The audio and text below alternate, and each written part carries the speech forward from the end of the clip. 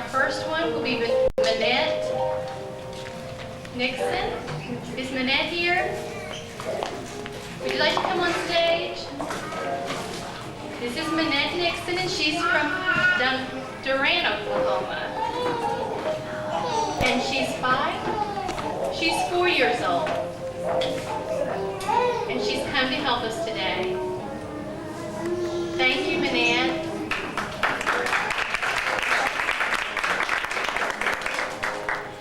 We also have Summer Jatala, and Summer's 7 years old, and she's from Norman, Oklahoma. She has won a couple of national titles and has modeled for Dillard's, Anthony's, and Foley's.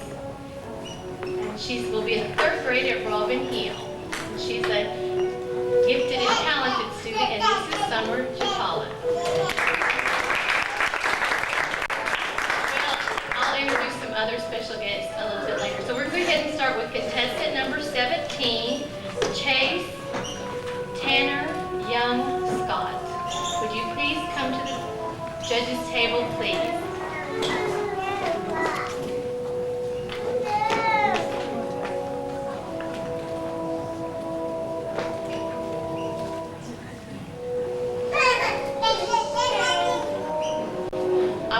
Before he gets up here, I would like to remind everybody there is no video allowed, and if you're interested in purchasing a video, you may for $20. You may see Carla afterwards if you're interested in a video. This is contestant number 17, Chase Scott. Chase is 8 months old.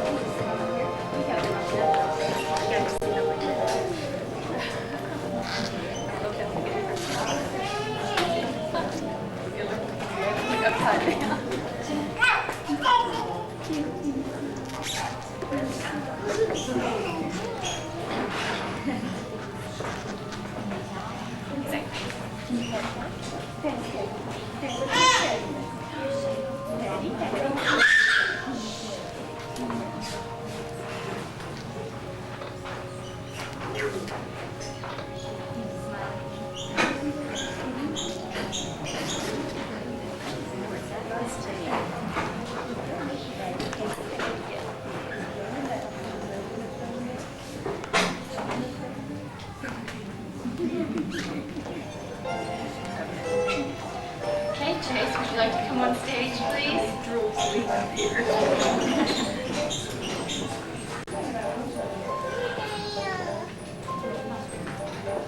This is Chase Scott. He's from Thackerville, and he is the son of Bob and Carolyn Scott. He has brown eyes and brown hair. His favorite color is red. His favorite toy is his Mickey Mouse. His hobbies and interests include eating, playing patty cake, and peekaboo. His ambition is to walk.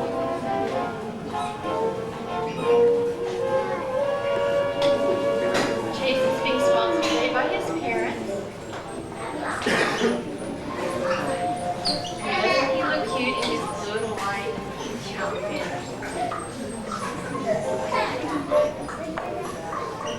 This is contestant number 17, Chase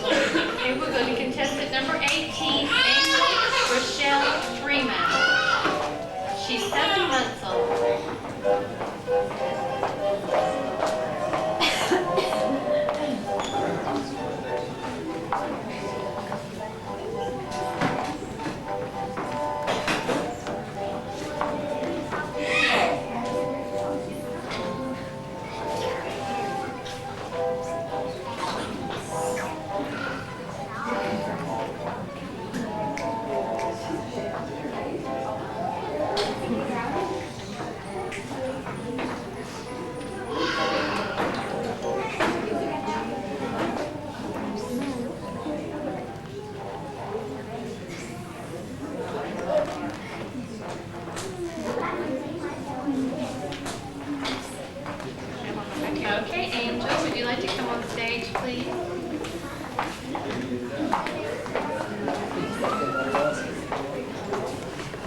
This is Angel Rochelle Freeman. She's the daughter of Bill and Karen Freeman of Ardmore. She has brown eyes and brown hair. Her favorite color is red.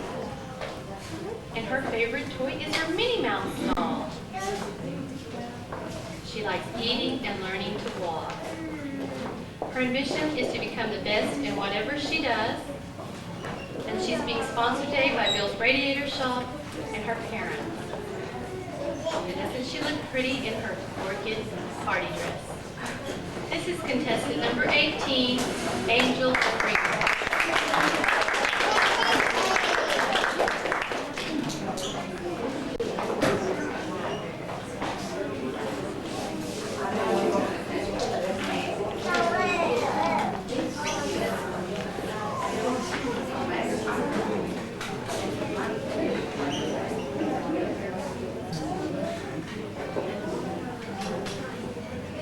We'll go into contestant number 19, Cassandra Brooklyn Howard.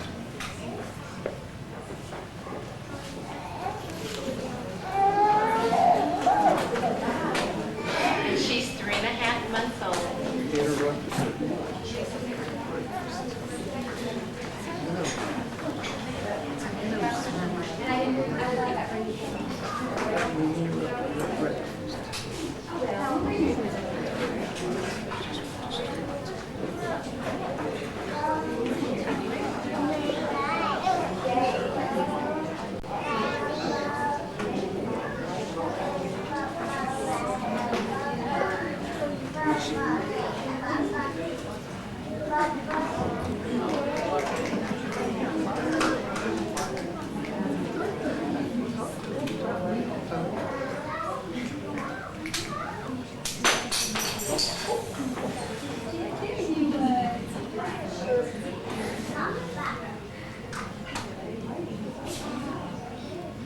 Okay, would you like to bring Cassandra on stage, please? This is Cassandra Howard. She's 3.5 months old, and she's the daughter of Conan and Rebecca Howard of Weatherford, Texas. She has blue eyes and blonde hair. She's being sponsored today by her parents.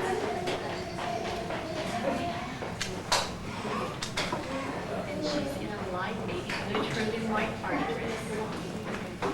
This is contestant number 19, Cassandra Howard.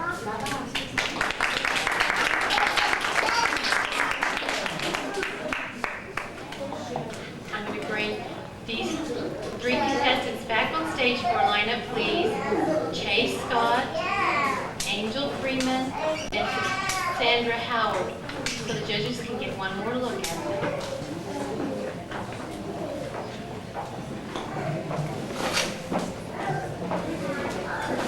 Yes, please.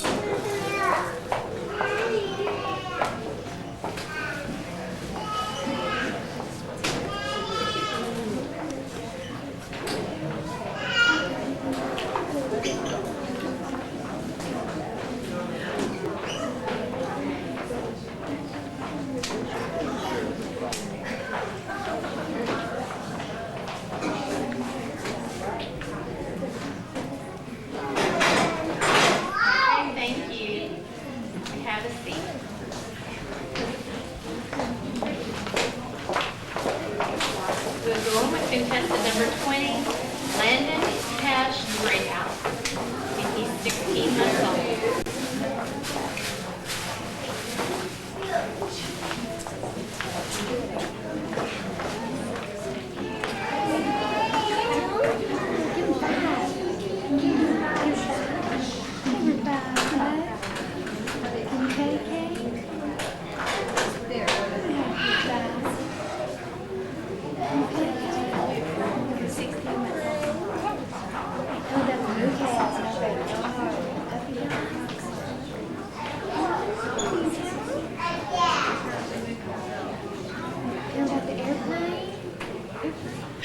Airplanes in the air.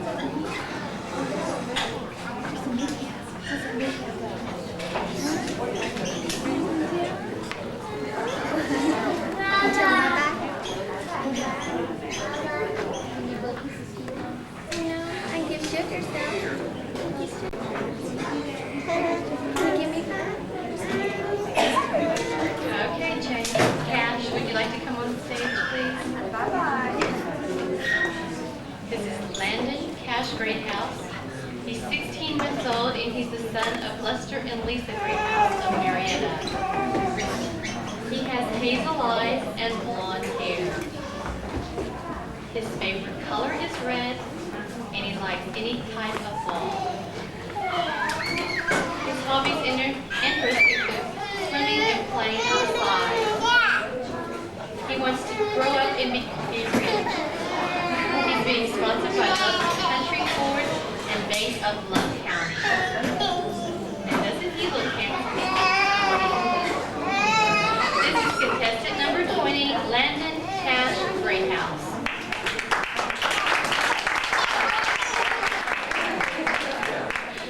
That woke him up.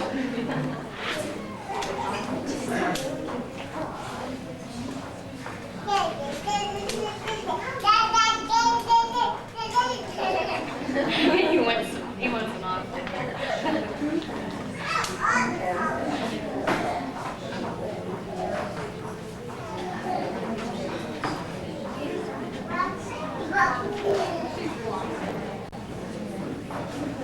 Okay, we're going to go ahead to contestant number 21, Tyler Dwayne Jacobs.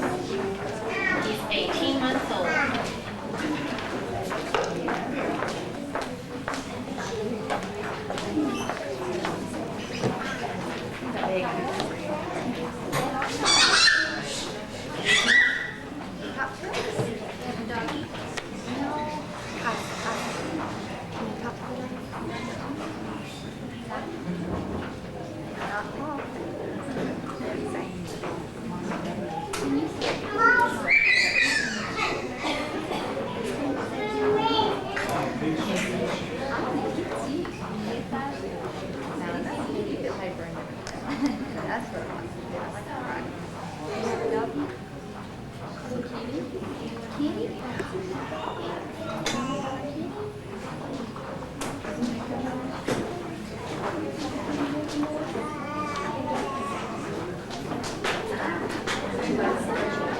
Okay, thank you, Tyler.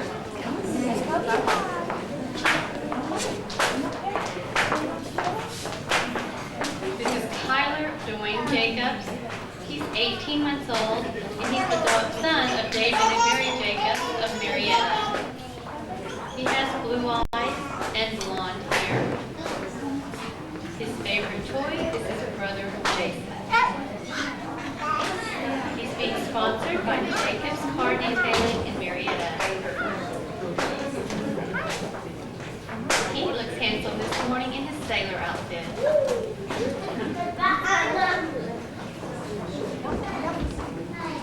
This is contestant number 21, Tyler Jacobs.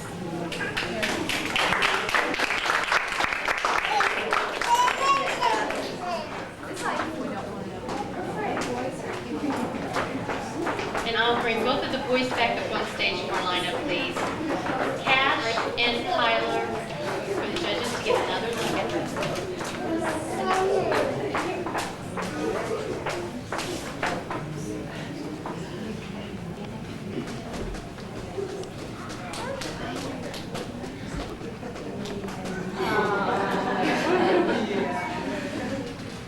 Thank you, boys.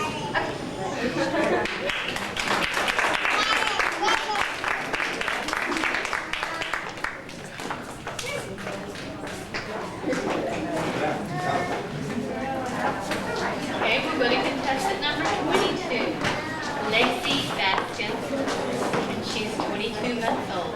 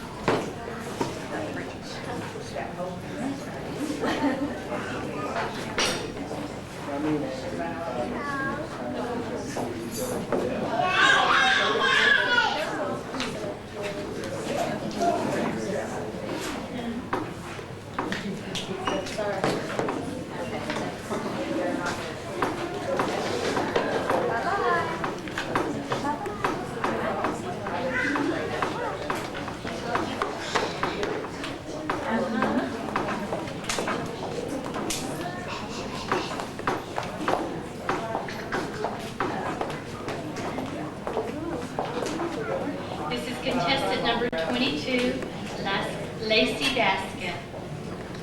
Lacey is 22 months old, and she's the daughter of Mike and Sharon Baskin of Durand. She has brown eyes and brown hair. Her favorite color is blue, and her favorite toy is her Cabbage Patch doll. Her ambition is to be her brother at the Nintendo. She's being sponsored by her papa and mama. Doesn't she look gorgeous in her beautiful pink party dress?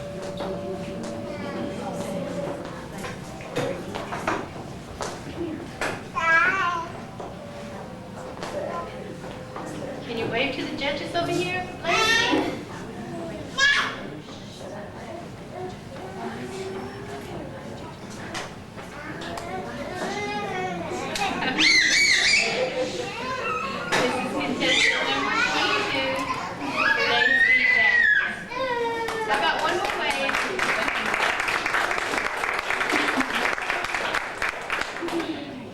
Thank you.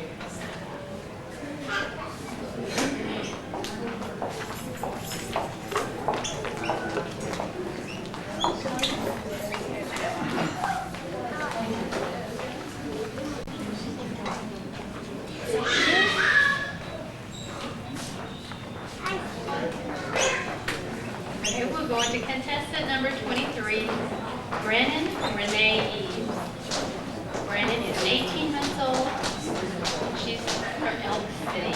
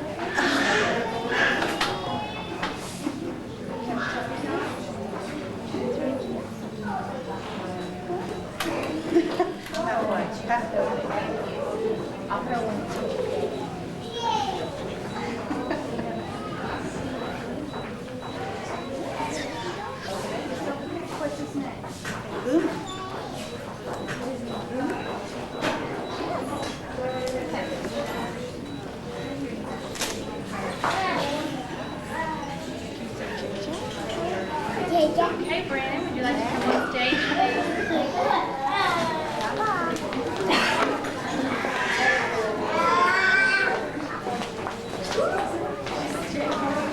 This is Brandon Renee Eves.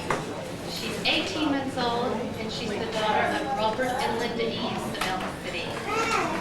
She has dark brown eyes and dark brown hair. Her favorite color is pink. Her favorite toy is her Cabbage Patch doll. Her favorite TV show is any type of commercial with music. Her hobbies and interests include playing basketball with her older brothers. And her ambition is to become a baton twirler. She's being sponsored today by Elk City Bridal Shop, Upper Cup Beauty Shop. And doesn't she look pretty in her rose-colored party dress? This is contestant number 23, Brandon Renee.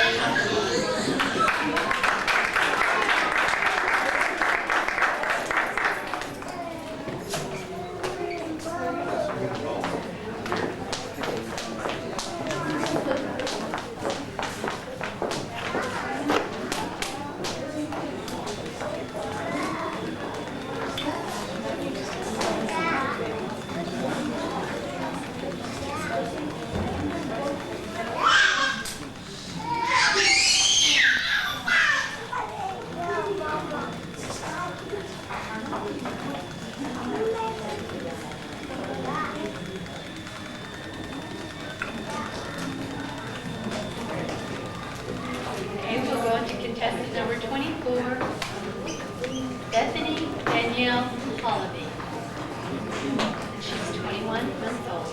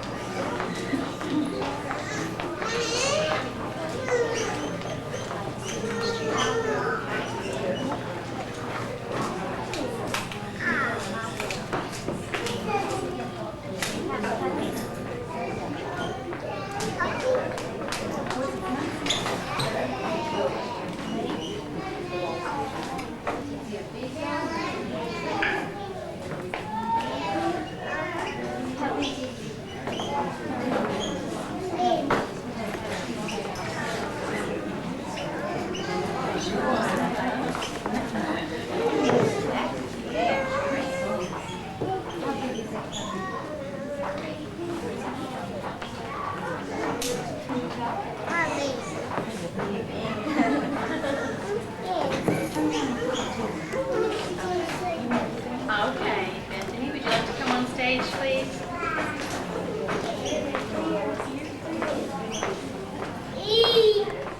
This is Bethany Hollaby. She's the daughter of Jan and Charles Hollaby of Ardmore. She has deep blue eyes and golden blonde hair. Her favorite color is red. And her favorite toys are her books and her buddy, her doll. Hobbies and interests include watching birds from her picture window. Her ambition is to learn to play the piano, sing, and dance. She's being sponsored today by her mom and dad and Charlie's used cars. She's modeling a pretty teal party dress. Contestant number 24, Bethany Hollaby.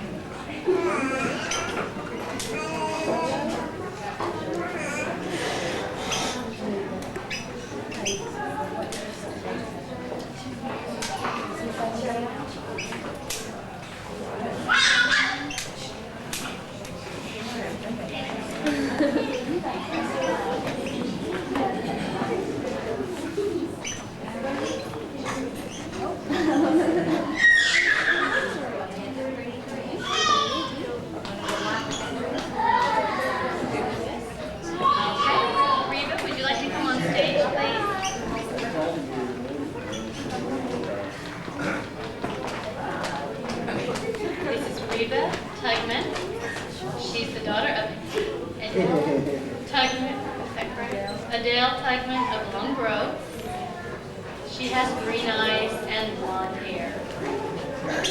Her favorite color is pink. And she likes her baby doll, and she also likes commercials. Her hobbies and interests include wrestling and playing. She's being sponsored by her mom and by Gearing Wrestling. She's modeling a green trimmed and white party dress today. I'm going to turn around and wave to the judges.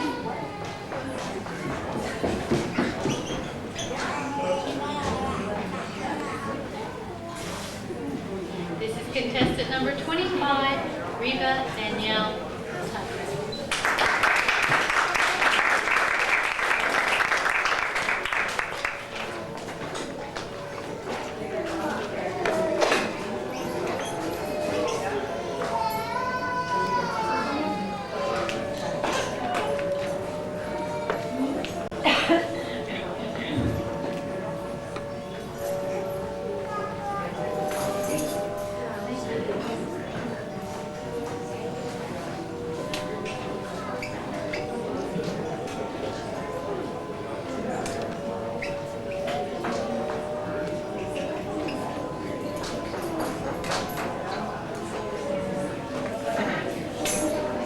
Okay, we'll go to contestant number 26, Brittany Rochelle Price. And Brittany is 15 months old.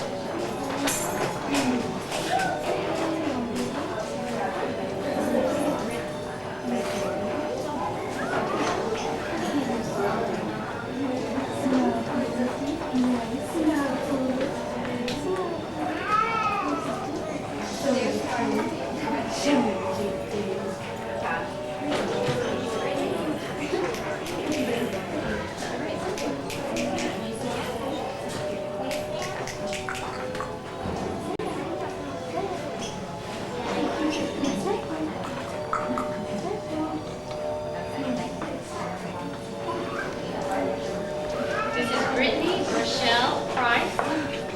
She's the daughter of Tina Price of Ardmore. Her favorite color is red. Her eyes are hazel and she has brown hair. Her favorite toy is her wagon and she likes to watch cartoons. Her hobbies and interests include helping grandpa with yard work and looking at books and pictures. Her ambitions is to become Miss Universe. She's modeling a red, trimmed in white party dress. This is contestant number 26, Brittany Rochelle Price.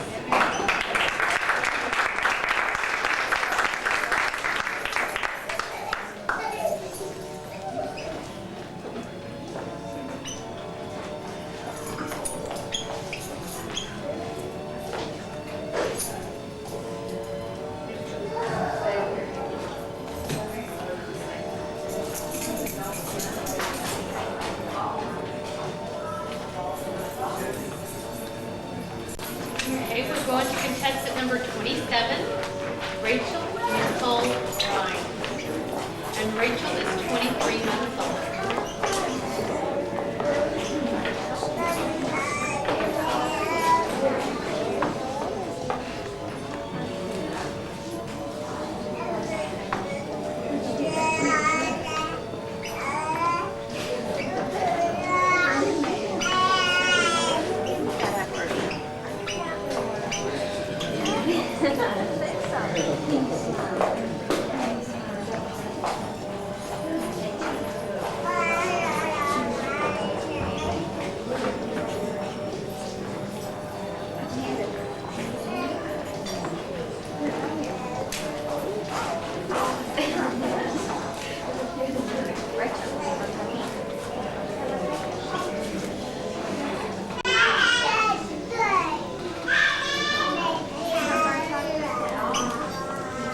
Okay, Rachel, would you like to come on stage, please?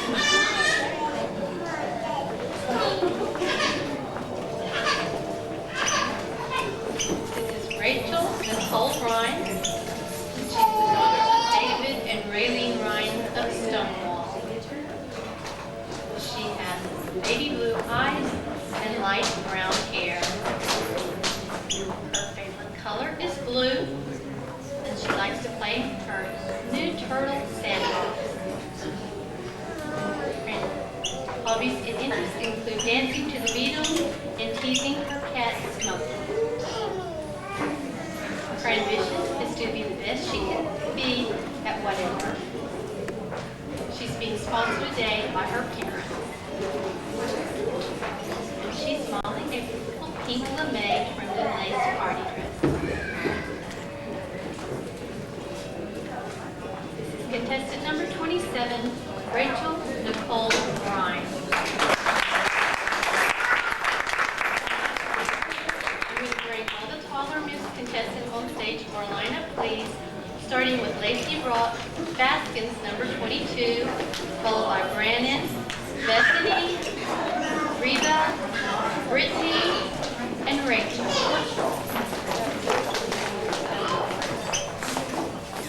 I would like just to line up on the stage, please.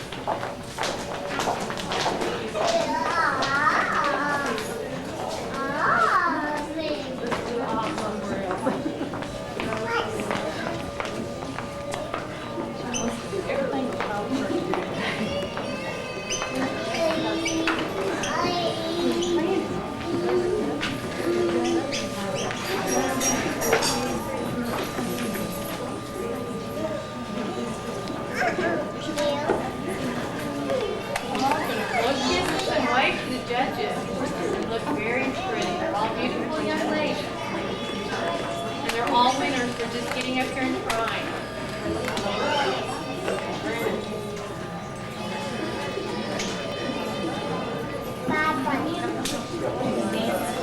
Okay, thank you, girls.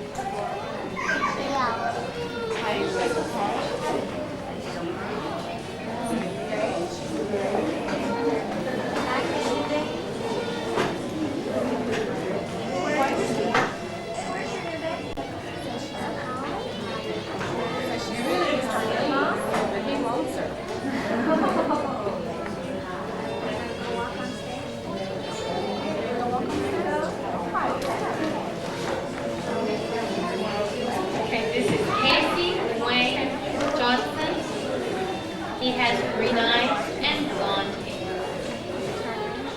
His favorite show is home videos. He enjoys swimming and playing outside. He's the son of Wayne and Marshall Johnson of Gainesville. He's being sponsored by Marietta Feed Mill and his family. And listen, in his sailor outfit. Can you blow a kiss to the judges? This is contestant number 28.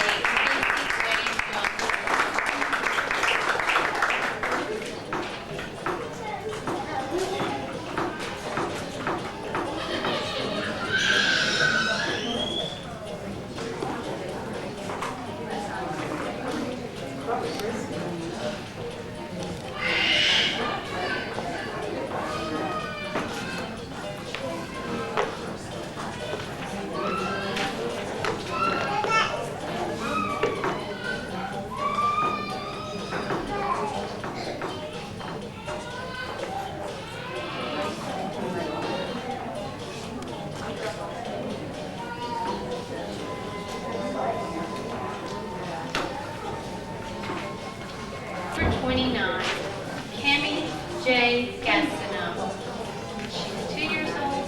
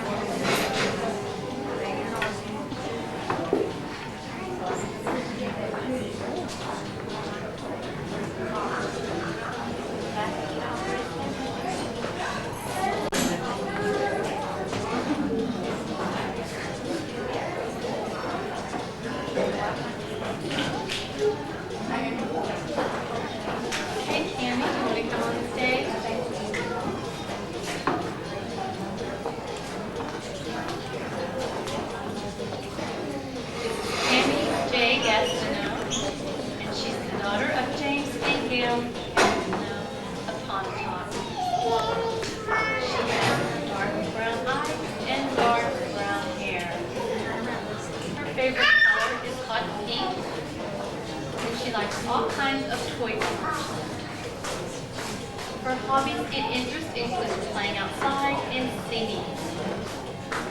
Her ambition is to become a basketball star. She's being sponsored this morning by Mom, Dad, Mima, and Sunny. Sandy. Is that right, Sandy? And doesn't she look beautiful in her lace printed lace party dress?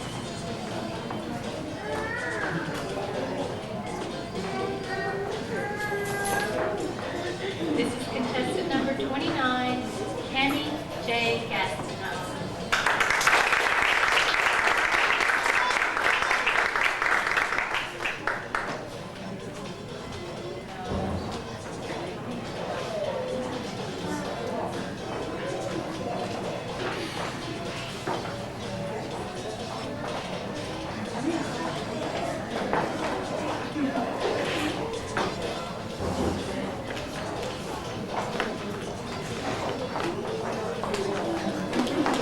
Contestant number 30, Emma Ramsey. Emma is 2 years old.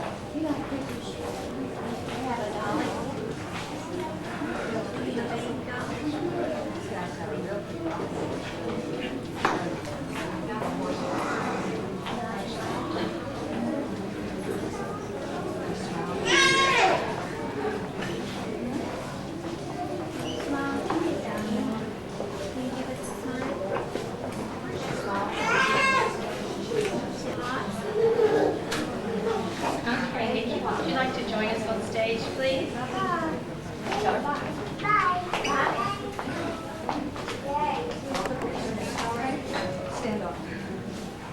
This is contestant number 30, Emma Nikki Ramsey.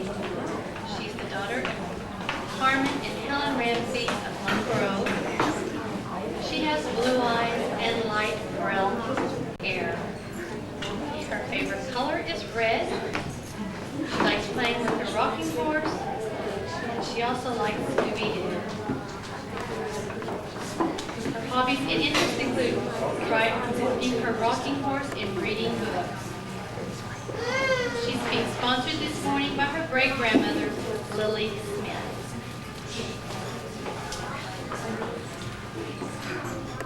And she's modeled a pretty ivory trimmed in light pink party dress.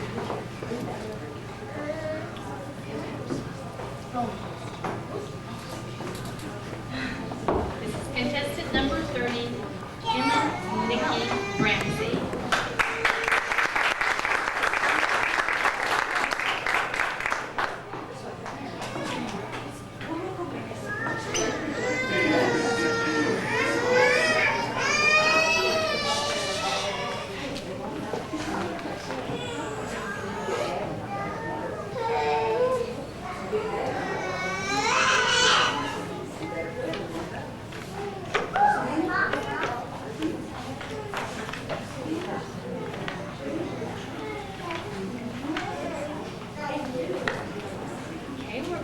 Contestant number 31, Dustin Bobby Scott. And Dustin is 4 years old.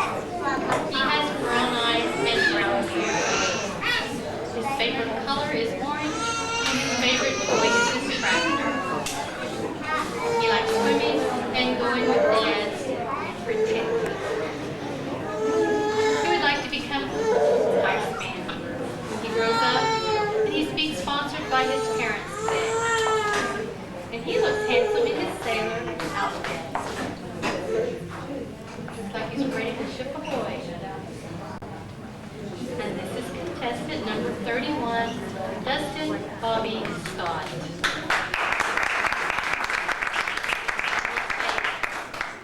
Cami Gastineau, Nikki Ramsey, and Dustin Scott back on stage for a lineup, please.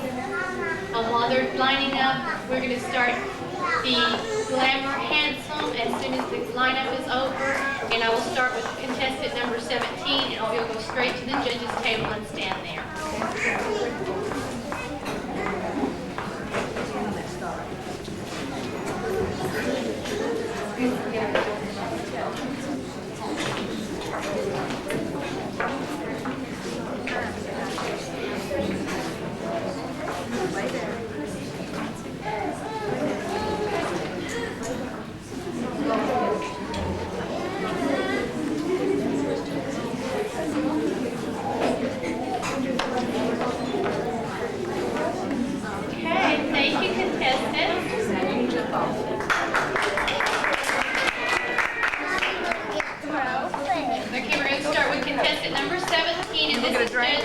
Judging for Glamour Handsome, which is judged on facial beauty only, and we're going to start with number 17, Chase Scott.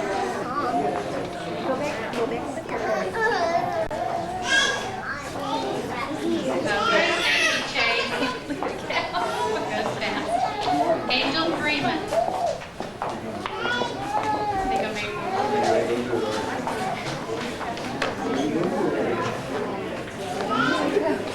Thank you, Angel.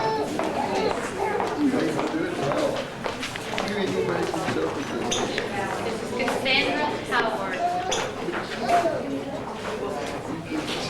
Thank you, Cassandra. This is Kate Cash, Great House. You in here? Thank you, Cash. Followed by Tyler Jacobs.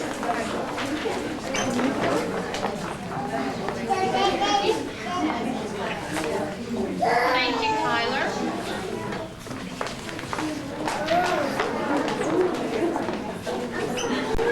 This is Lacey Baskin. Get the judges so they can see your pretty face. Thank you, Lacey. This is Brandon Eves. Thank you, Brandon. Bethany Hollaby.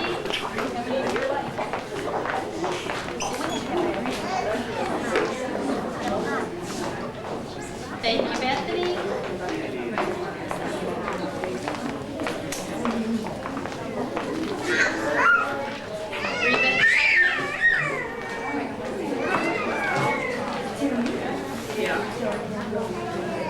Reba. Thank you, Reba.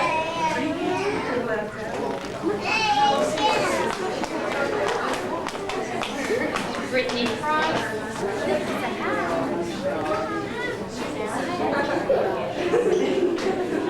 Thank you, Brittany.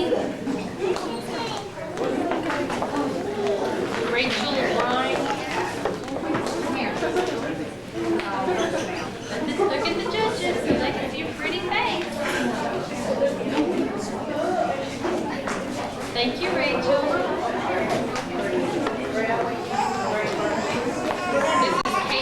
Johnson.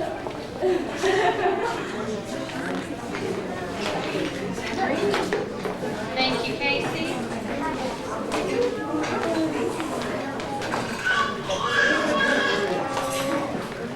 This is Cami Gastineau.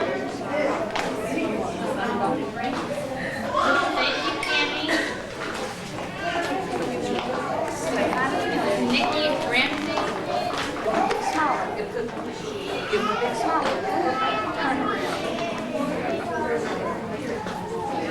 Thank you, Nikki. And I need Dustin Scott.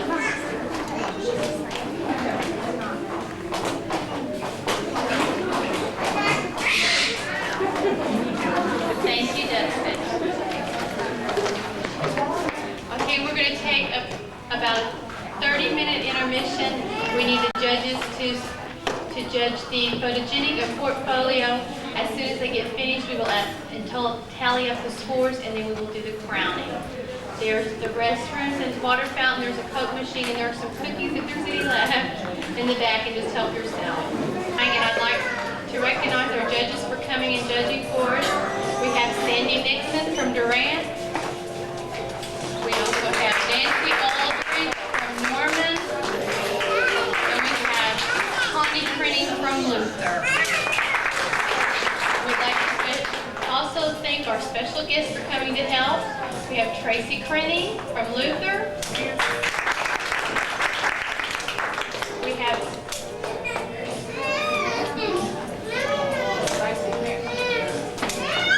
Soraya Tala from Norman. We have Manette Nixon from Durant. And Christy Aldridge from Norman. You can come on stage if you'd like. And we have Summer Tatala from Norman.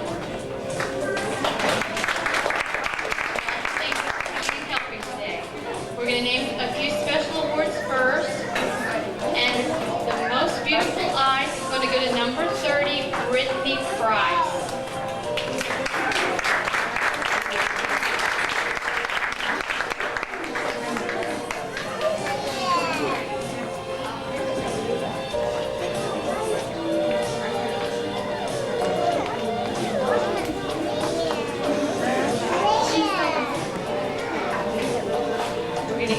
Our cutest smile is going to number 30, Emma Ramsey.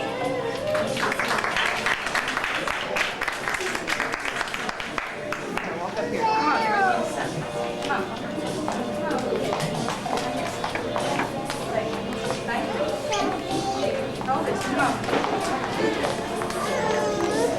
Our little charmer is going to number 25, Reba Hudson.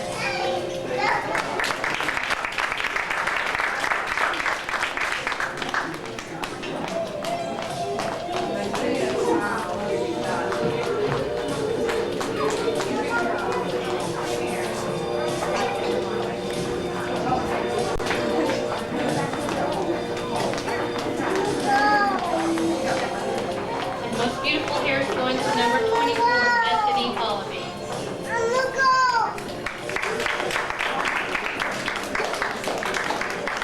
The winners will get their entry fee paid to the Nationals. The alternates will get half of their entry fee paid in Nationals. We're going to go in and name our portfolio winner, and that goes to number 31, Dustin Scott.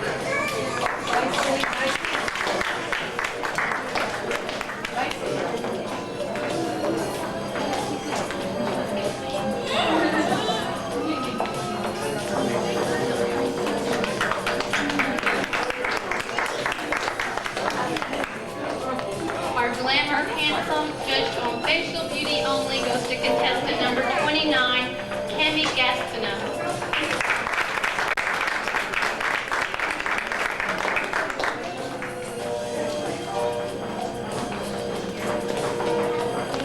We have 3 photogenic winners. Our boy photogenic winner goes to number 29, Dustin Scott.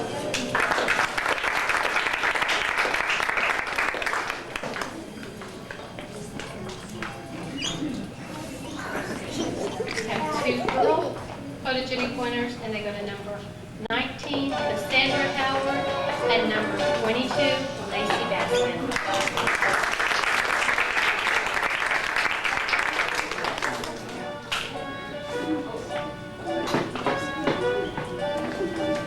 Thank you all. I'll bring our tiny master on stage at this time, and this will be number 17, Chase Scott.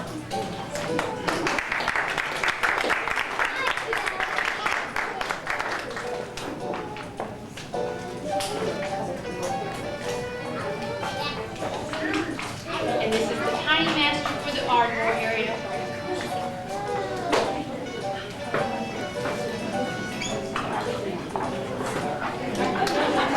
He says, get rid of the pacifier. He has some for his work.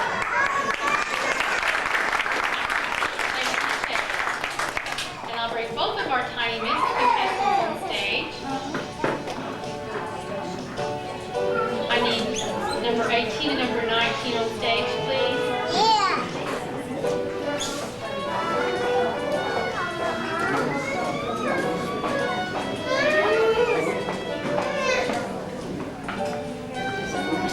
first runner-up is number 19, Cassandra Howard.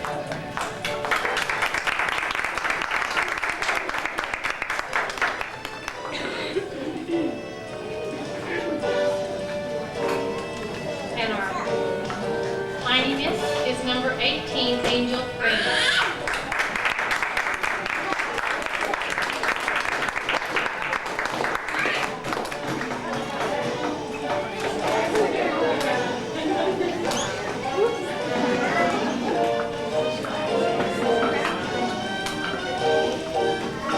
Thank you, Angel, and also thank you, Jenna.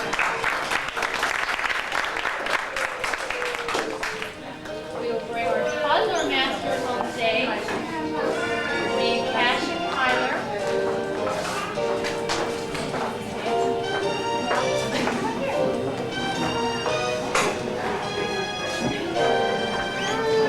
Our first runner-up goes to contestant number 21, Tyler Jacobs.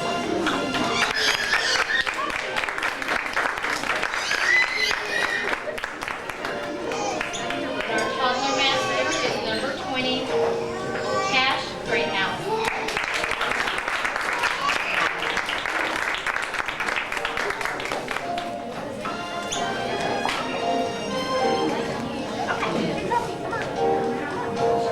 Thank you, boys. You both did a great job.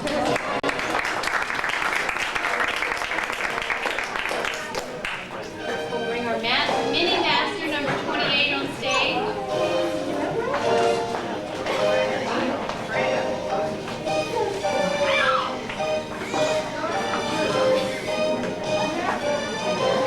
And our mini master is number 28, Casey Johnson.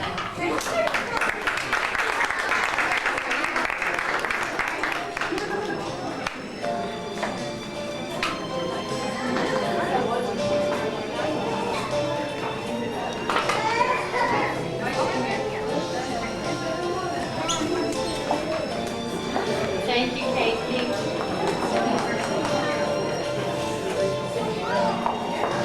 Okay, we'll bring our mini Miss contestants on stage. I need number 29 and number 30. I need Tammy and Emma.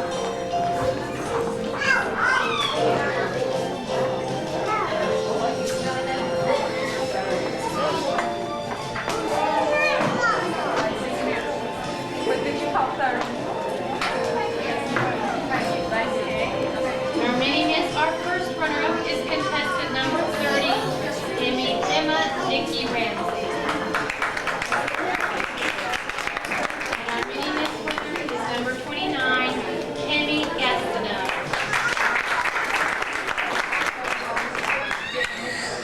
And I did miss a age group. The biggest age group I missed.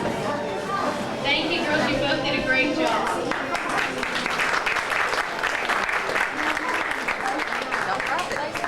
So now we're going back up to toddler miss.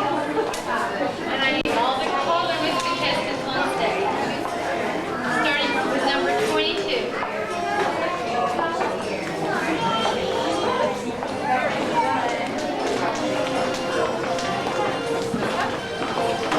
I need Lacey, Brandon, Bethany, Reba, Brittany, and Rachel on stage, please.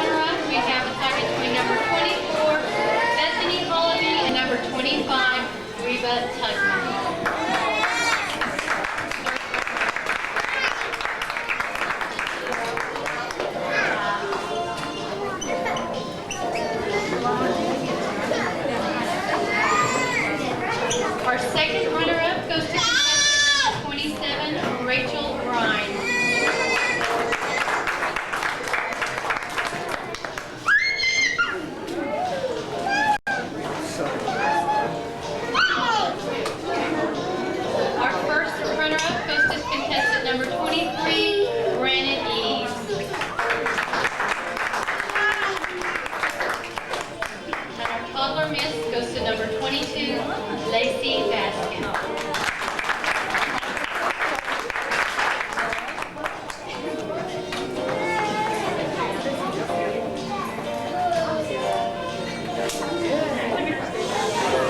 Thank you. You all did a wonderful job.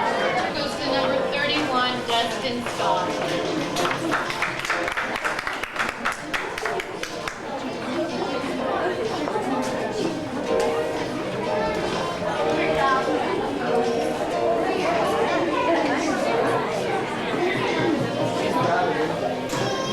Thank you, Dustin.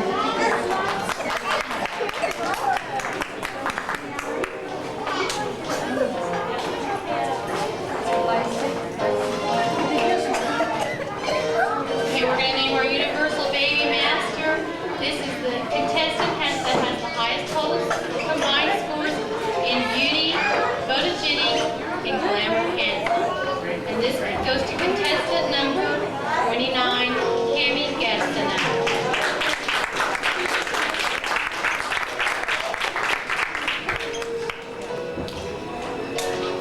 The Universal Baby.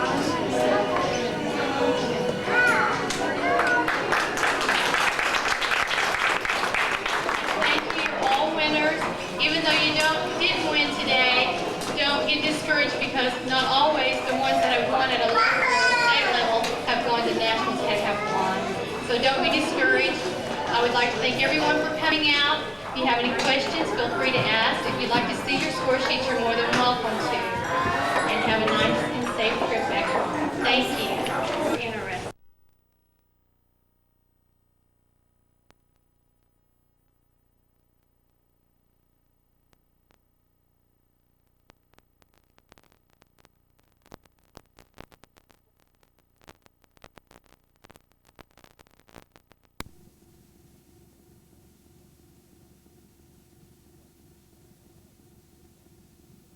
Awards after the festival, after the Olympics, after college, but equestrian is not one of those. There is the expense of owning and maintaining a horse, there is the expense of training, and of course the coaching expense as well, and a huge expense just to transport your horses around.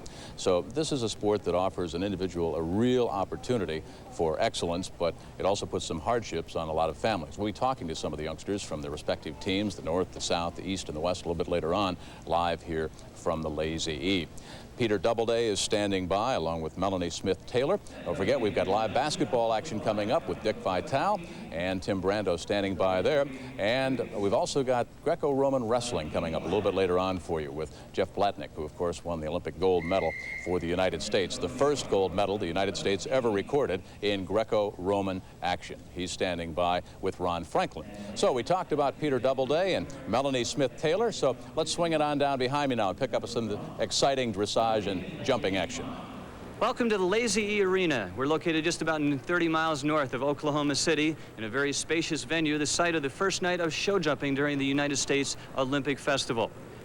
The spirit of team competition will prevail tonight as 12 riders selected on the merit of their performance over the last 6 months have been molded into 4 three-member teams. I'm Peter Doubleday, and along with Olympic gold medalist from 1984, Melanie Smith-Taylor, will be bringing you all the action. And Melanie, who are the stars of tonight's teams? Well, Peter, we have 4 more experienced riders on each team, starting with Laura Kent, who's a veteran Grand Prix rider representing the East. We have Kara Iverson representing the North, who's won countless young rider awards in the junior jumper division. We have Gail Gessner from the South, who's won many regional awards in her home state of Texas. And Sarah Williams representing the West, who's shown in many international junior competitions. So we have a great group of young riders to see tonight. Well, certainly a star-studded up-and-coming crew and a very exciting competition ahead of us. Well, earlier today, Melanie had a chance to preview the course that they will face, and the test tonight is a very formidable one. The course for each competition is different, set by an official course designer who will create a new pattern with varying distances between the jumps. It is imperative for the competitors to walk and analyze the course to plan their strategy. Fence number 1 is a very straightforward fence designed not to cause a problem, but rather to allow the horse and rider to get started on a good note. Fences 2 and 3 ask the first questions on the course as these jumps are grouped together so that the riders can follow the natural curve in 5 strides, or they can hold out and add a 6th stride to be extra careful at number 3. The difficulty with fence number 4 is that it's set up on the short side of the ring following a long gallop after fence number 3, and the riders must quickly get the horse's attention back to jumping. Fences 5 and 6 are set on a related distance called a line. The way that the riders negotiate number 5 lets them know whether they need to speed up or slow down in order to jump number 6 cleanly. Fence 7A comes up a tight turn and is the first part of the combination 7AB. I'll explain to you how we walk this combination. A horse lands and takes off approximately the same distance from the fence as the height of that fence. This fence being about 4 foot high, I start about 4 feet from the base. 4 of my steps is equivalent to a horse's stride. So I walk 1, 2, 3, 4, 2, 2, 3, 4. That tells me I'll take 2 strides here, and I'm approximately 4 feet from the fence, so I'll know whether I need to push a little to get closer or to take back to be a little further away from the fence. Fence number 8 is a 4'3" oxer. It starts the riders off across the diagonal, finishing with a curve from fence 9 to 10. The difficulty here is that the riders must organize quickly after number 8 in order to get straight to number 9 to make that curve. Otherwise, they could entirely miss fence number 10. Fence 11 ABC is a triple combination. The important thing here is to ride each fence individually. Many times the riders will sacrifice the first fence as they're worrying about getting over the second or third fence. As you will notice as the horse approaches, looking down the line, the 3 fences look like a blur. Fence number 12 is difficult for several reasons. Firstly, it comes after 11 ABC, a giant effort, and the horses have a tendency to let down. And secondly, it's headed right towards the end gate, which could prove to be a distraction. The poetry motion of horse and rider over these formidable jumps is all ahead of us. Stay right with us. We'll be right back.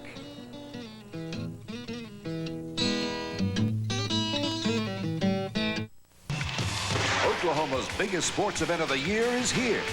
U.S. Olympic Festival 89. And nobody gets you closer to the action than the Oklahoman. With 16 pages and more every day. Coverage by over 60 reporters and photographers. With insights, interviews, recaps, and forecasts. And complete competition results. Don't miss a day of it. In the Oklahoman, delivering world-class competition to your door. When you buy a truck, set your sights high. Take a look at the horsepower on sale at your GMC Truck Dealer's Olympic Sale.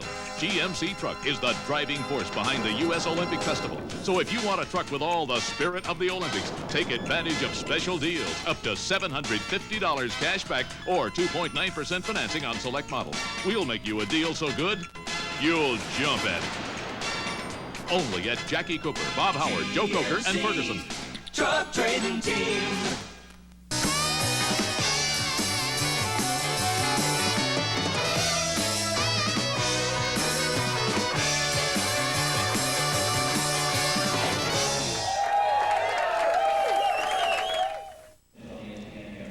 He was a 1971 graduate of Fordham, which is where he began his coaching career as an assistant, talking about P.J. Carlissimo, who came within an eyelash of coaching his Pirates of Seton Hall to the national championship in the game last April against Michigan. So let's meet one of the coaches here at this U.S. Olympic Festival. College basketball's March Madness culminated last April in one of the closest championship games in history, with Michigan edging Seton Hall 80-79 in overtime. But the Pirates' fiery head coach, P.J. Carlissimo, is not resting on his laurels. It was quite a year. Unfortunately, we're dealing with the new one right now, but we'd like to spend more time looking back. But this is a critical time for us in terms of recruiting for Seton Hall, and obviously the opportunity to be here at the Olympic Festival is a great experience. So unfortunately, we're kind of focusing ahead and focusing on the present as much as we'd like to live in the past.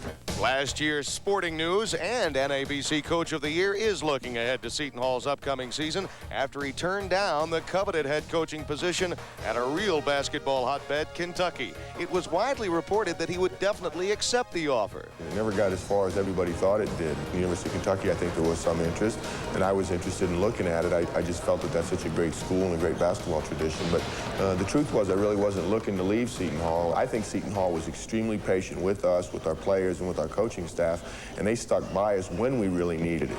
Only 1.5 years after the Seton Hall student body's demand for his resignation was denied by the administration, PJ is secure in his position there. Now, in his first festival as a head coach, he sees this event as an important first step in the development of a competitive national squad that can redeem the U.S. performance in Seoul with a gold medal at the next Olympics. This is a chance for us to look at our young kids. All these guys are going into or coming out of their freshman year in college. A lot of these people are going to be prime candidates for the Olympic team in Barcelona in '92. So this is the first step for them. It's an opportunity for them to be involved in an international type experience. As if taking his team to the national championship game wasn't enough to rank Carlesimo as one of the nation's top coaches, he views his position here as an opportunity to put himself in line for a future spot as Olympic head coach. Coaching the Olympic Festival is the usual first step for a coach to be involved. Whatever involvement I might have in the Olympics, I'm grateful for. I mean, it's something that long range, I would hope at some chance to get an opportunity. You know, you can't say you want to be the coach of the Olympic team. That's you know, probably the highest honor we could get in amateur basketball, but just to be involved in any way whatsoever is a privilege, and it's something that I hope long range I'll get that opportunity. It is an important job, so PJ's well-known late nights out have had to take a back seat to the responsibilities at hand. Between the double sessions and trying to sneak away to Oak Tree to play a little golf, by the time we get back here, it's time to go to bed and get up for the practice the next morning. But if anybody has any ideas, they can give us a call. Let's join Tim and Dick now for second half action of this game. There's a young man on the South squad, by the way, Ken Rourke out of Tulsa, once scored 33 points in a high school all-star game against Alonzo Mourning. Back at the Lloyd Noble Center in Norman, Oklahoma, Tim Brando along with Dick Vitale as we begin play here in the second half. Lee Mayberry starts at the point for the South team. And inside, Chris King puts it in the bank side. Davey Odom's going to really like King. He had an outstanding first half down at Wake Forest. Odom stepping in now as the new head coach, leaves Virginia where he's an assistant to Terry Holland. King is out of Newton Grove, North Carolina. And a long-range bomb falling short from Chris Smith. And Smith really played brilliantly. In fact, he's played well in every game. Plays for Connecticut. Brian Stith is fouled. Chris Smith, the guilty party out of Bridgeport, Connecticut. And Stith, who arguably was the best freshman in the ACC according to some last year out of Freeman, Virginia. You would, of course, get a great deal of argument about that along Tobacco Road, but he was outstanding for Terry Holland's club. You get an argument down in Maryland from a guy by the name of Mustaf who played sensational basketball and now will be playing for Gary Williams, but Stith is really a brilliant offensive rebounder. 51-42 now our score. 3 unanswered for the South as we start the second half. Man-to-man defenses, Tim. A lot of penetration. Really has been some excellent guard play. Mark Dowdell out of Villanova was short with that one. And on the other end, Ernest Smith goes in. Out of bounds, controlled to the east.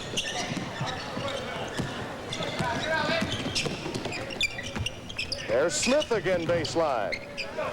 They have an outstanding foursome in the backcourt when they play the combination of Smith, and then they also utilize Buchanan with them, but then they bring off the bench Bob Hurley and Billy McCaffrey, the duo that'll be playing down at Duke for Mike Krzyzewski. There's a steal. Chucky Sproling. He started it, and he finished it. Sproling scored 74 points in a high school game in Denver. He'll be playing for Louis Cornacecca. He was Prop 48 last year. A 13-point bulge now for the East. The largest lead of the game now.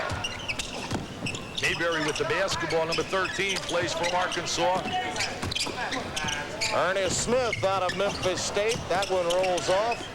Recovered by DeHare, Terry DeHare. And it's a tie ball. Jim Burr and Eddie Hightower, our officials out of the Big Ten Conference. Our coaches here, P.J. Carlesimo, the Seton Hall Dynamo, and Don DeVoe for 11 years at Tennessee, now out of coaching but hoping to get back in very soon.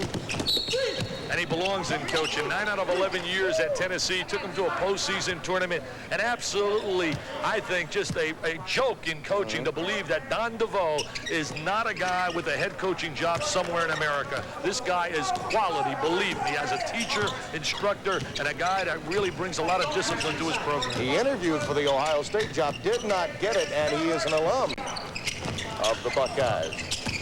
Inside with power, Brian Stitt. 55-44, the East with the lead. He really played well down the stretch when Virginia made that run until they ran into the buzzsaw of Glenn Rice and company of Michigan and Steve Fisher. Stitt has 5 points in the game now. 2 minutes and 35 seconds gone here in the second half. Sproling double-teamed after penetrating inside, and it's brought back outside by Jason Buchanan out of St. John's. Nice move, a Big East tandem that time as Mark Dowdell drops it through.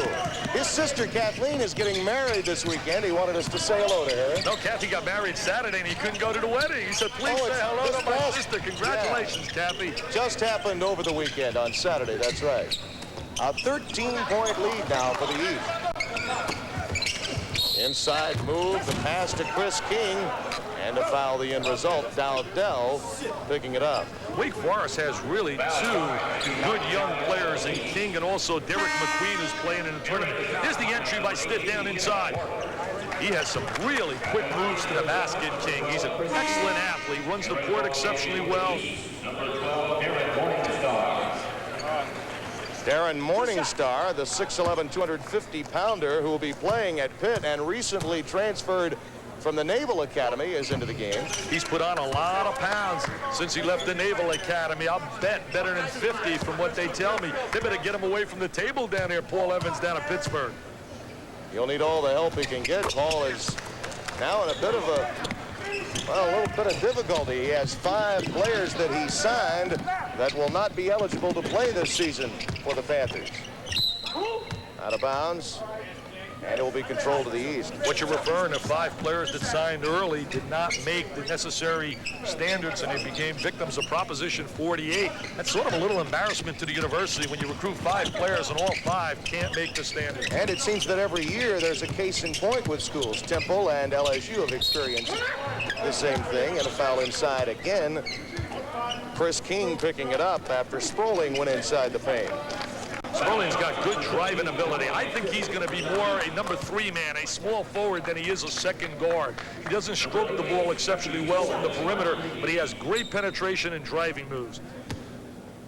You're looking at Jerry Walker out of Jersey City, New Jersey there. You know, you mentioned about LSU, and you mentioned also Temple and now Pittsburgh. I've been a firm believer that I think that those SAT scores are definitely racially biased against kids from the inner city. I don't think it's a fair shot. I would rather them utilize class performance and what a kid achieves during the course of his high school career rather than utilize SAT scores for eligibility. I think it definitely hurts a lot of innocent kids.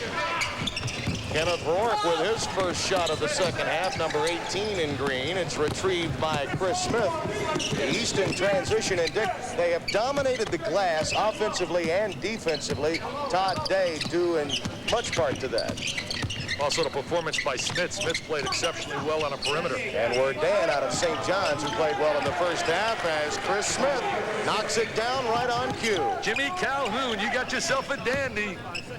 He's going to light it up down here at Connecticut campus. Mayberry's really been silent. I think he's been stunned by the performance by Todd Day. Mayberry came into this game with 38 points scored in the tournament. He was the highest scorer in the tournament after 3 games.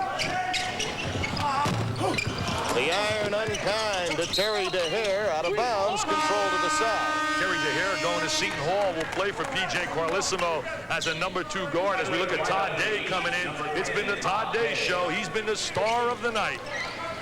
425 points he scored as a freshman, second only to Sidney Moncrief at Arkansas. That gives you some indication as to how much he meant to Nolan Richardson. There's the drive by DeHare down the lane, played for Bob Hurley and St. Anthony's. In fact, 3 players here are from that number 1 team in the nation: Bob Hurley Jr., Jerry Walker, and Terry DeHare. 62-47. The lead is 15. Carlissimo still waving that magic on the sideline.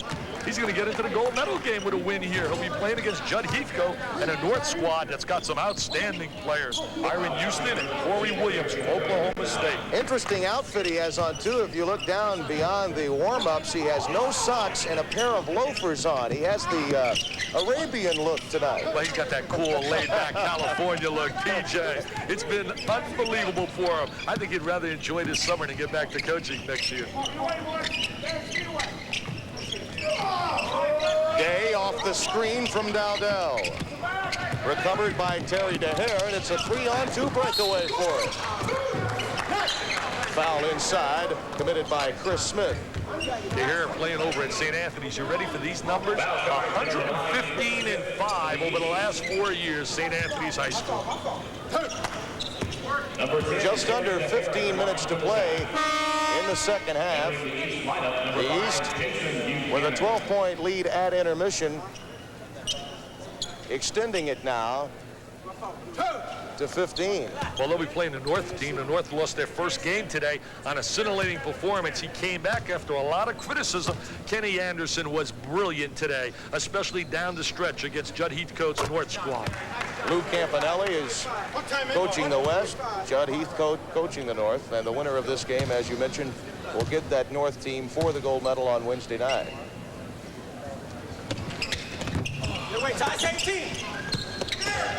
That wide body, you talk about a space eater, a member of my old space eater team. I can see it already, has to be Morningstar. Offensive foul, good call by Ed Hightower. Sproling picks it up, and the South will control.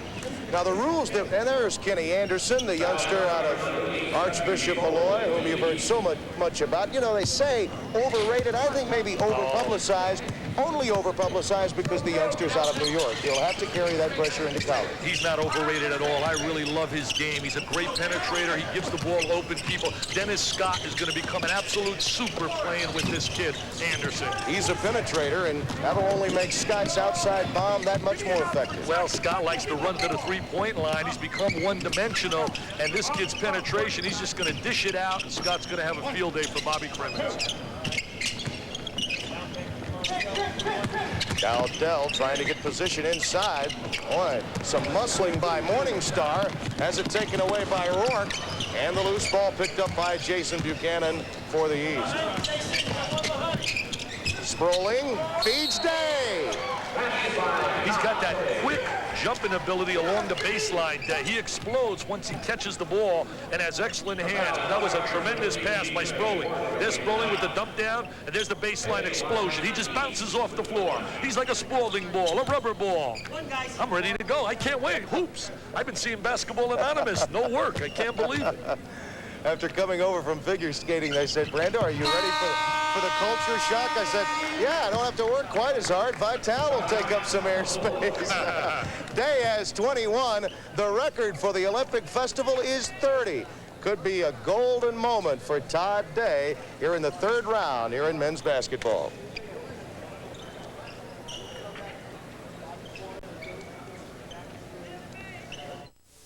At Lucite, we go to great lengths to test our tough, resilient paints, ensuring that our unique acrylic formula protects on the outside and on the inside. However, after years of testing, we're now faced with an even bigger challenge. Coming up with a test tough enough for Lucite.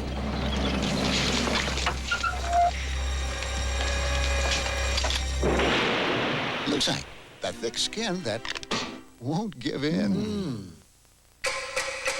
Dry is bold and wet. The taste of dry is less sweet. Michelob Dry, brewed longer, so taste after taste, there's just no aftertaste. Michelob Dry, bold taste with no aftertaste. Hi, I'm Scott Johnson. Winning a gold medal in the Olympics was a highlight of my career. Through your support, the Olympic dream continues to burn brightly. You can help support our athletes as they prepare to represent the United States in the Olympic Games by sending your tax-deductible contribution to United States Olympic Committee, Team Support 92, Colorado Springs, Colorado 80977, 1992. And remember, America doesn't send its athletes to the Olympics. Americans do.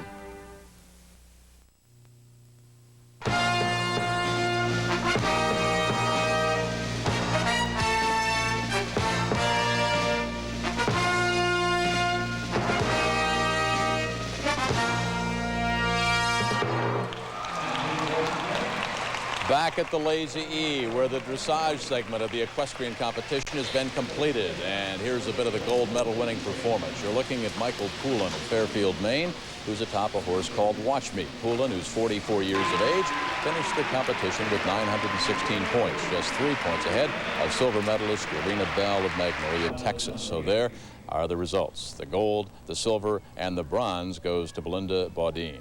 Well, the Lazy E Arena, deep in the heart of cowboy country here, where cowboys past and present, their life represented by year-long events here. This arena was built by a dedicated cowboy, E.K. Gaylord II, who cares most about the perpetuation of America's sport, rodeo, and the delight that Western entertainment can bring to the entire family.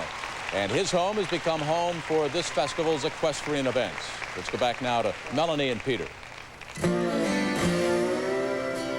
It's called the Lazy E, but don't let its name fool you. This authentic Western ranch is anything but lazy.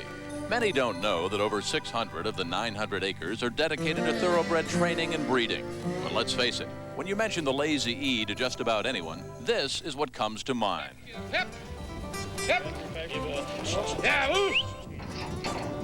Cowboys, bucking broncos, lassos, and roping steers. It's the rodeo, and it's the heritage of the American West that lives on at the Lazy E. This is called team roping. The idea is to have the header rope the horns of the steer, while the heeler lassos the feet. Now watch closely. This is the way it's supposed to be done. If you think it's easy, it's not. Just watch.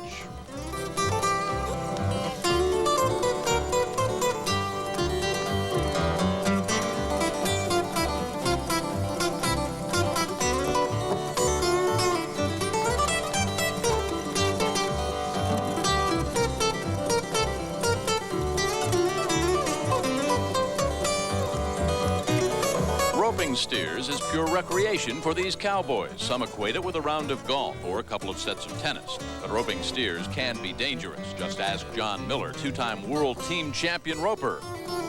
Oh, yes, I've had lots of broken bones, 4 knee operations, cut a finger off. That's part of it. If you're going to mess with them for very long, you're going to get it sooner or later. One thing's for sure, the tradition and the noble virtues of the American West live on with every rodeo show at the Lazy E, providing all who visit with a true spirit of the Old West. Boy, what a beautiful arena we have here tonight, and a very spacious venue for the equestrian competition for United States Olympic Festival. Our team competition for the show jumpers tonight, individual competition coming up tomorrow, and again, a capacity crowd. As you can tell, they're very enthusiastic. They're ready to go here tonight. The jumps are very lovely, Peter. The course is set with a lot of flowers, beautifully painted fences, and it's really an exciting sight. And we can see our enthusiastic spectators, the Lazy E Ranch, boasting a state-of-the-art quarter-horse thoroughbred breeding facility as well. And we have a nice large ring, giving the show jumpers a lot of ample room to display their talents in our team competition. And it is a very exciting competition that is ahead of us. We'll have some team jumping coming up, and Jim Kelly is with us for some more words. Here at the Lazy E, where the American Horse Show Association and the United States Equestrian teams have selected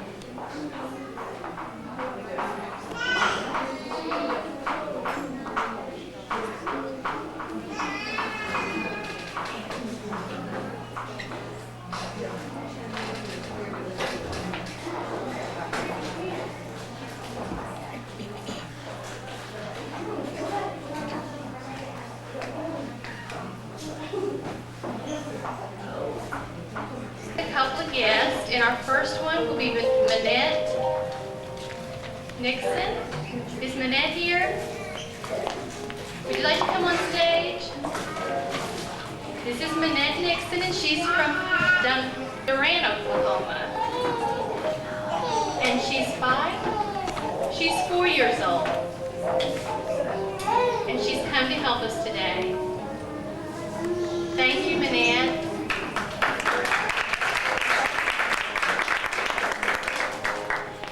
We also have Summer Jatala, and Summer's 7 years old, and she's from Norman, Oklahoma. She has won a couple of national titles and has modeled for Dillard's, Anthony's, and Foley's. And she will be in the 3rd grade at Robin Hill. She's a gifted and talented student, and this is Summer Jatala. I'll introduce some other special guests a little bit later. So we're going to go ahead and start with contestant number 17, Chase Tanner Young Scott. Would you please come to the judges' table, please?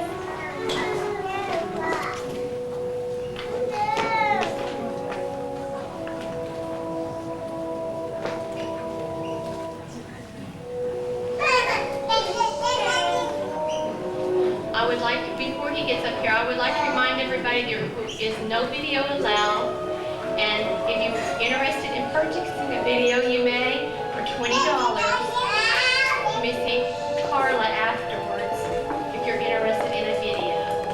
And this is contestant number 17, Chase Scott. Chase is 8 months old.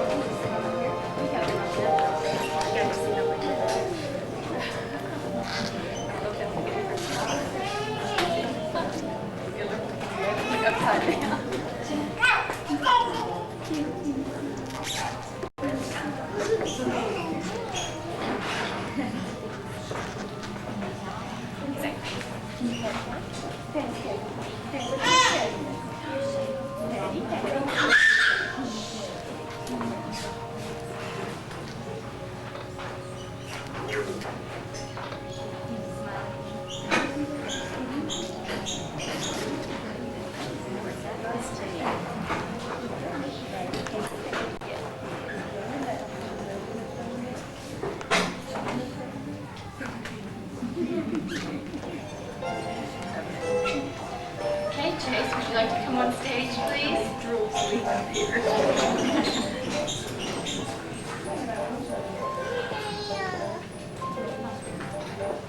This is Chase Scott. He's from Thackerville, and he is the son of Bob and Carolyn Scott. He has brown eyes and brown hair. His favorite color is red, and his favorite toy is his Mickey Mouse. His hobbies and interests include eating, playing patty cake, and peekaboo. His ambition is to walk.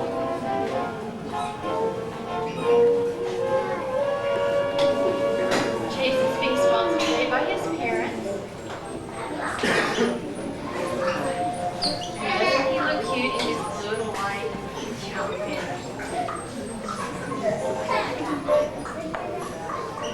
This is contestant number 17, Chase Tanner Young Scott.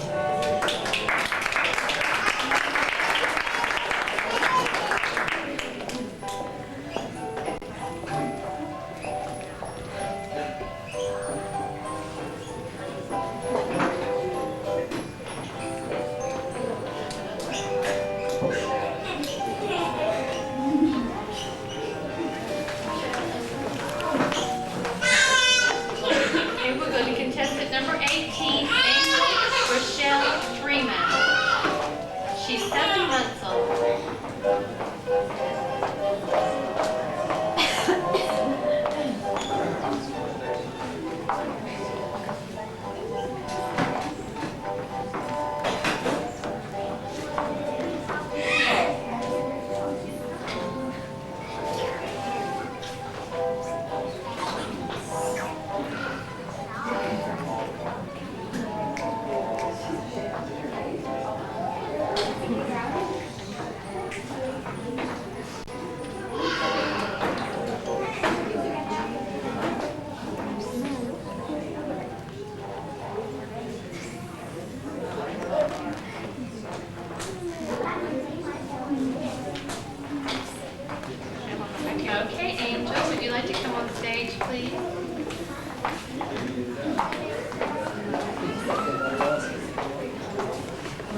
This is Angel Rochelle Freeman.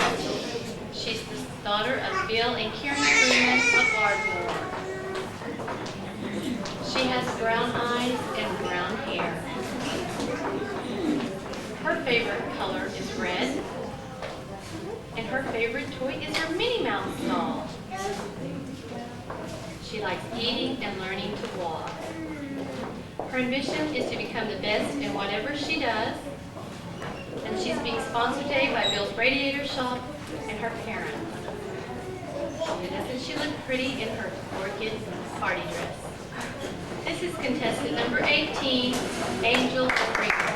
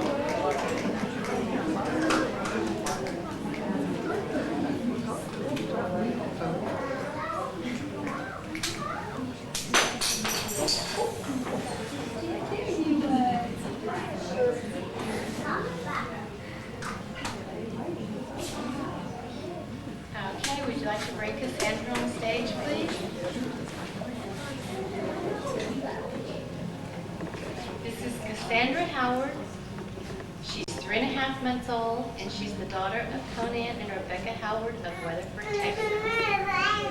She has blue eyes and blonde hair. She's being sponsored today by her parents.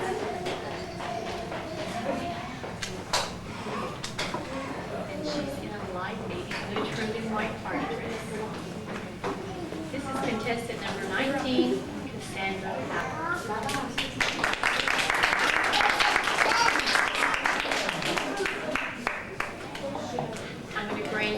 These three contestants back on stage for a lineup, please.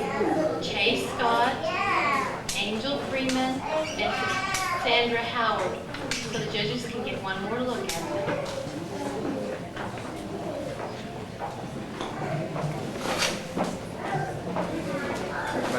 Yes, please.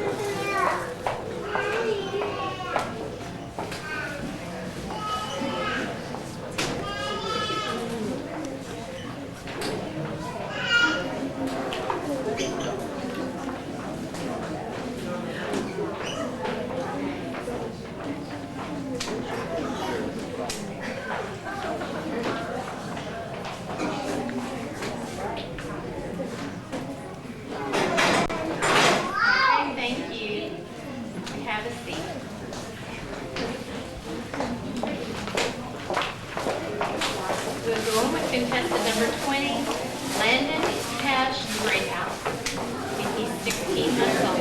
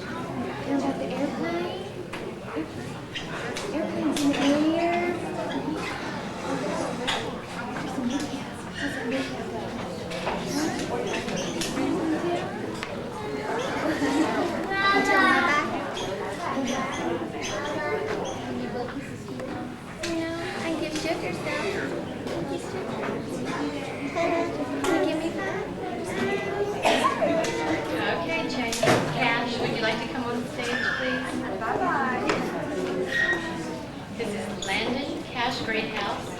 He's 16 months old, and he's the son of Lester and Lisa Greathouse of Marietta. He has hazel eyes and blonde hair. His favorite color is red, and he likes any type of ball. His hobbies and interests include swimming and playing outside. He wants to grow up and be rich. He's being sponsored by Love Country Ford and Bank of Love County. And doesn't he look handsome? This is contestant number 20, Landon Cash Greathouse.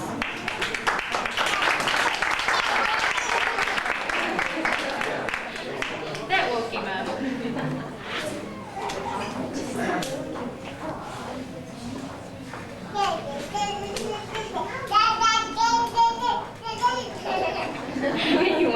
He wants an oxygen.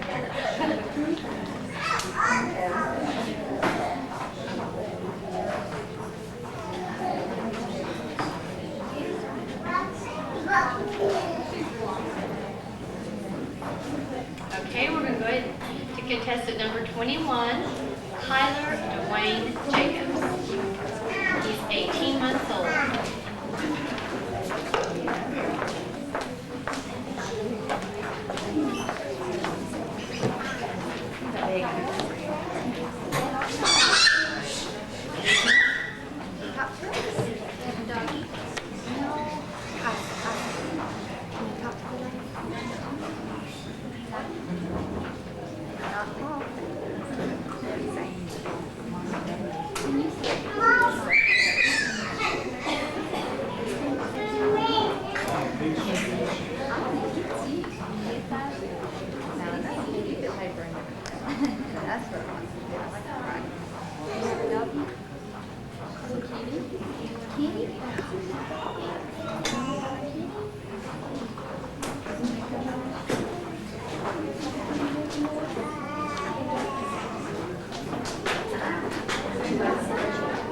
Okay, thank you, Tyler.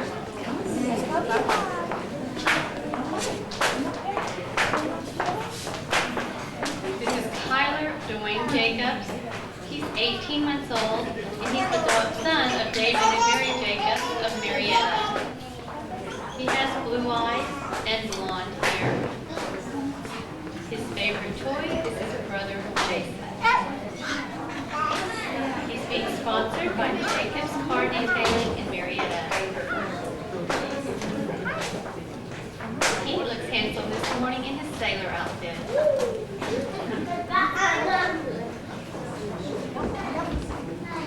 This is contestant number 21, Tyler Jacobs.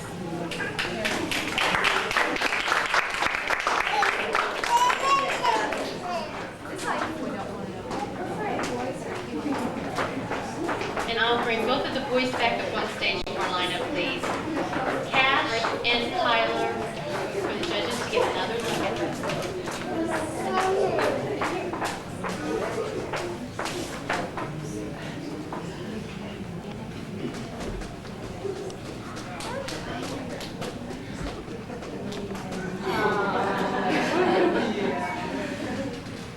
Thank you, boys.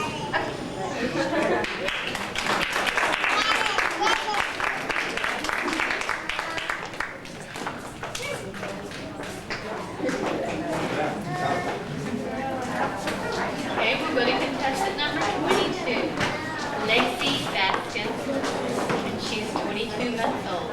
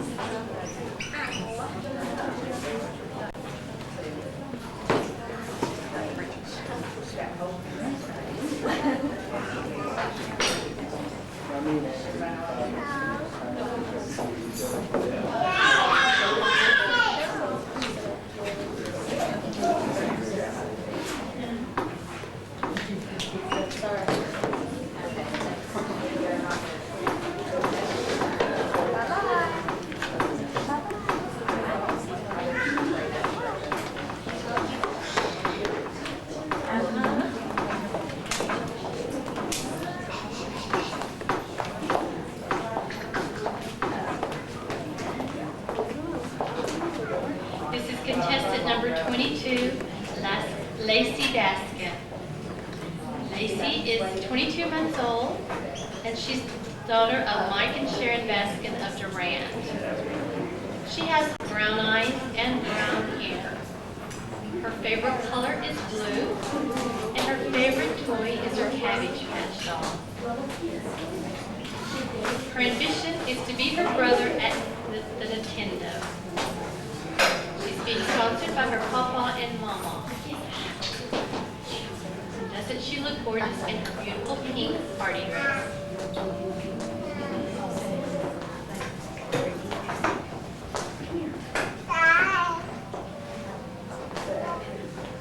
Can you wave to the judges over here, Lacey?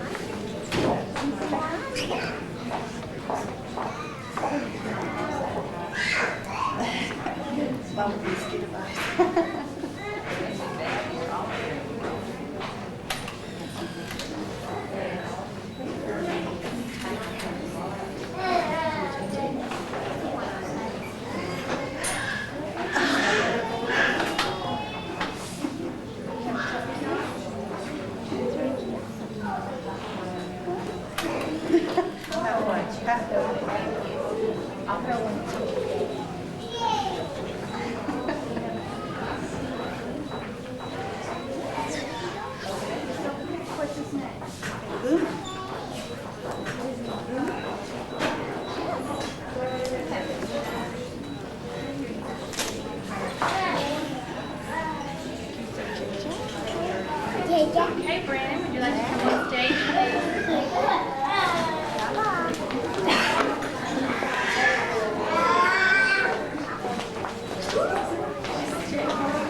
This is Brandon Renee Eves. She's 18 months old, and she's the daughter of Robert and Linda Eves of Elm City. She has dark brown eyes and dark brown hair. Her favorite color is pink. Her favorite toy is her Cabbage Patch doll. Her favorite TV show is any type of commercial with music. Her hobbies and interests include playing basketball with her older brothers. And her ambition is to become a baton twirler. She's being sponsored today by Elm City Bridal Shop, Upper Cup Beauty Shop. And doesn't she look pretty in her rose-colored party dress? This is contestant number 23, Brandon Renee.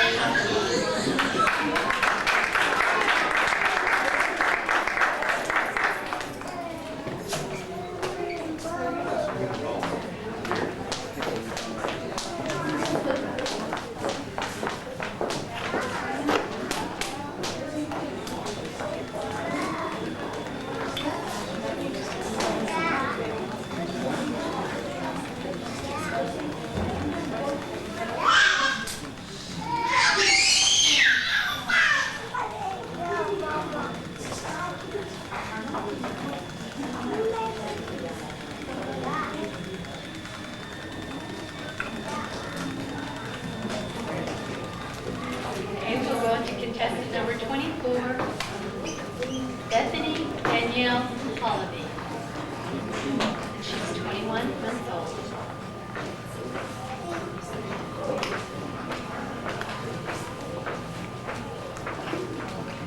Oh!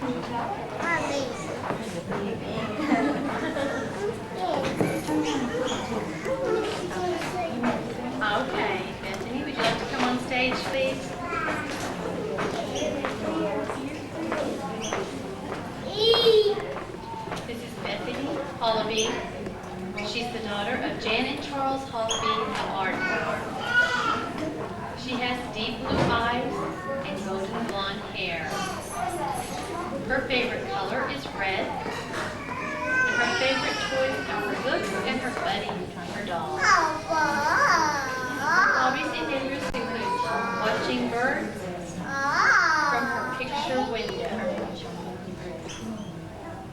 Her ambition is to learn to play the piano, sing, and dance.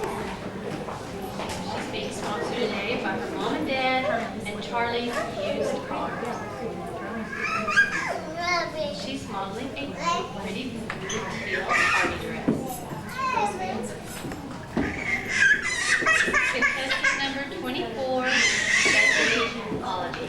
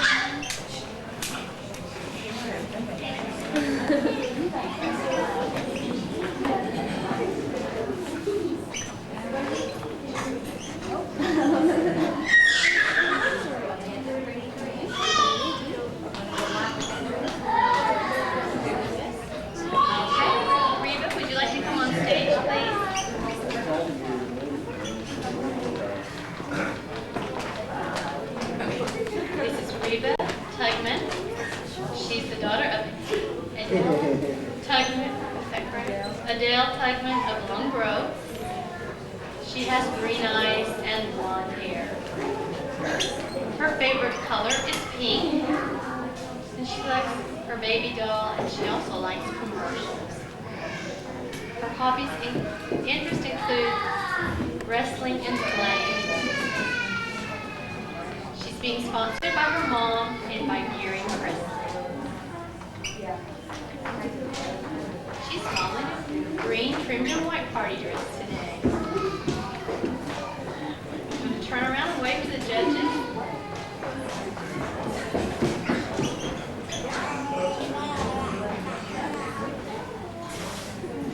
This is contestant number 25, Reva Danielle Tucker.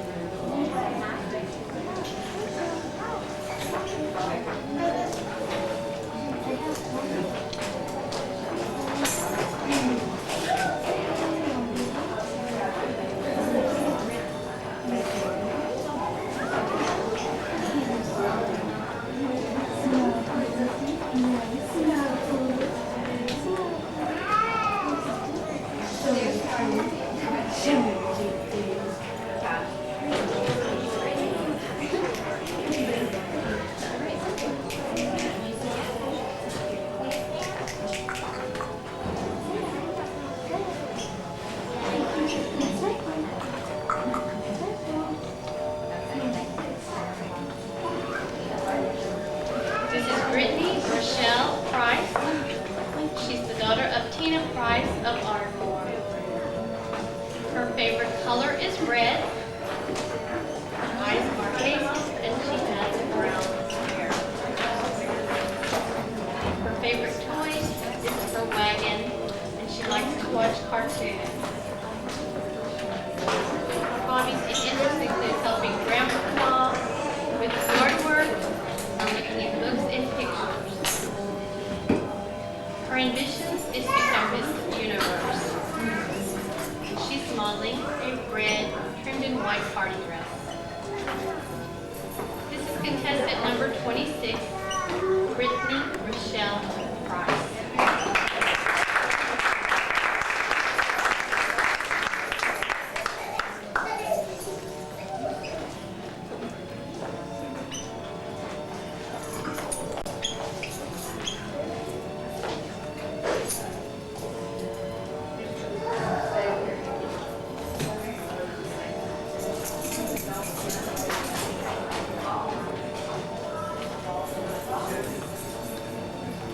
Okay, we're going to contestant number 27, Rachel Nicole Ryan.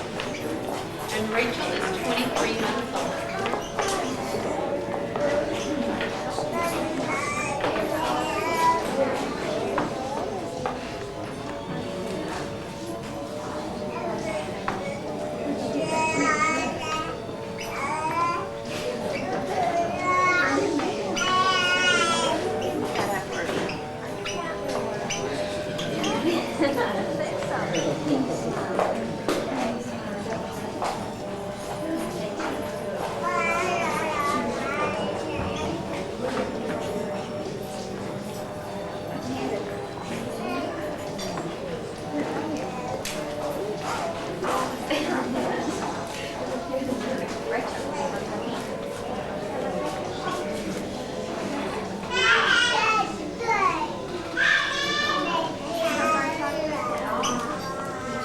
Okay, Rachel, would you like to come on stage, please?